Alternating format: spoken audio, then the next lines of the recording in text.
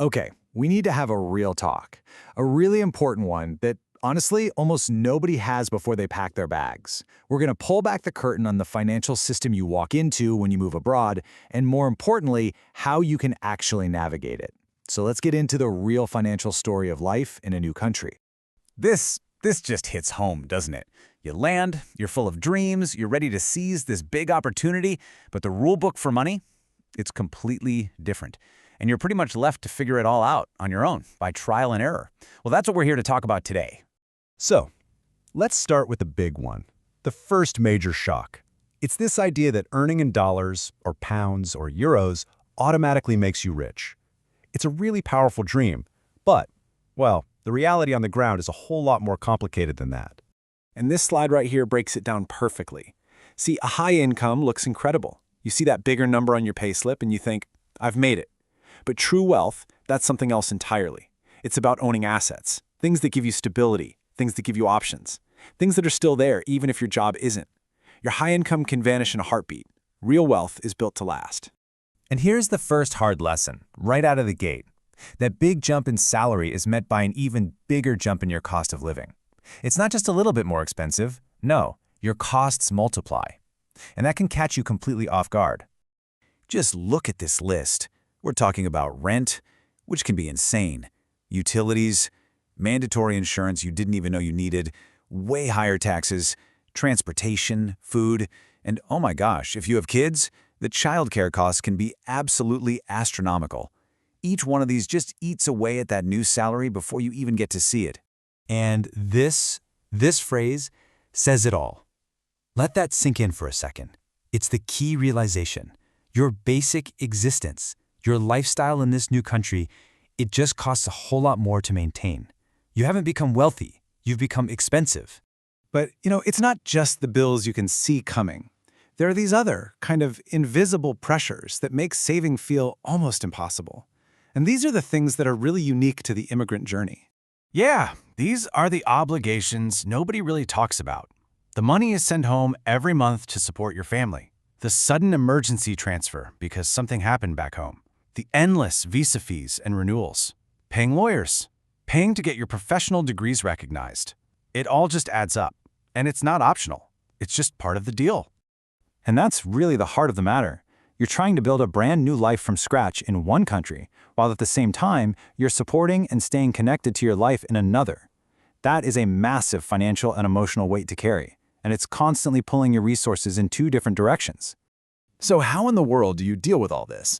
Well, you start by actually understanding the rules of the new game you're playing. And in most Western financial systems, there are two huge gatekeepers that control almost everything, your credit and your taxes. I absolutely love this definition, an invisible financial resume. Because that's exactly what it is.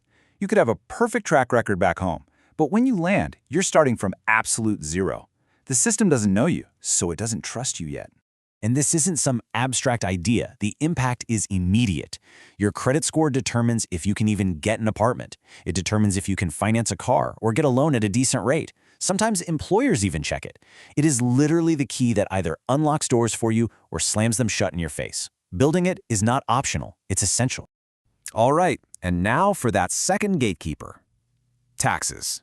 Look, in many new countries, taxes aren't just a small slice of your paycheck, they are a huge piece of the financial puzzle. And as you can see here, it's not just one single income tax. You've got national insurance, social security, local property taxes, pension contributions. Altogether, they systematically reduce your take-home pay. Understanding this is step one to actually planning your finances. So after hearing about all these different pressures and rules, it's time for a really honest moment. A moment of reflection. This is where we shift from just thinking about income to developing real financial awareness. I want you to really think about this for a second. If that high-paying job just disappeared tomorrow, what would actually be left? What is the foundation that you're standing on? When the dust settles, what's there? Is there a cushion of savings? Do you own any assets? Have you started investing? Do you have a community and real options? Or are you just left with a pile of bills you have to pay every single month? This isn't about feeling bad, it's about getting real clarity. Because once you have that clarity, that's when you can make a change. You can stop just reacting to things and start being proactive. So let's look at the actual framework for building real, lasting wealth abroad. This right here, this is the blueprint. First, you have to shift your focus from just chasing a bigger paycheck to actually acquiring assets, to ownership. Second, stop trying to figure all this out by yourself. Start leveraging the power of your community, of collective knowledge. And third, you have to move away from making financial decisions based on emotion and start building a clear, long-term strategy. Ultimately, it all boils down to this one simple idea. The goal isn't to look wealthy, the flashy car, the big apartment. The goal is to build something real, to lay a foundation for true, lasting financial security. And that right there is the choice in front of you. No matter what, you're going to go home with incredible stories. But whether you also go home with structural wealth, with assets, with investments, with real financial freedom, that all comes down to one thing: having a strategy. So the question is, what will you choose to build?